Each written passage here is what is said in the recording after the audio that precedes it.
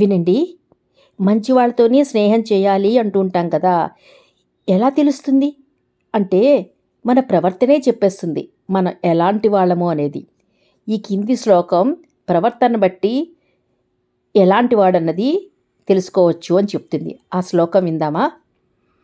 మక్షికాః వ్రణమిచ్చంతి ధనమిచ్చంతి పార్థివాః నీచాః కలహమిచ్చంతి శాంతిమిచ్చంతి సాధవః. అంటే ఈ శ్లోకం మొట్టమొదట మనకు బాగా అర్థమైన దాన్ని బట్టి చెప్పుకుంటూ వెళ్తుంది. ఈగలు శరీరంలోని మంచి భాగాన్ని కాకుండా పుండును కోరుకుంటాయి. పాలకులు ప్రజల బాగోగులు కాకుండా ధనాన్నే కోరుకుంటూ ఉంటారు.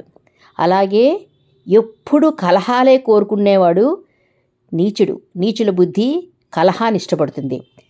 సాధువులు ఎప్పుడు కూడా శాంతిని కోరుకుంటారు. శాంతిని కోరుకునేవాళ్ళు మంచివాళ్ళు. ఈ విధంగా ఎవరు ఎలాంటి వాళ్ళు అన్నది మనం ఒక అంచనాకు రావచ్చు. తెలుసుకుని ప్రవర్తిద్దాం, తెలుసుకుని స్నేహం చేద్దాం.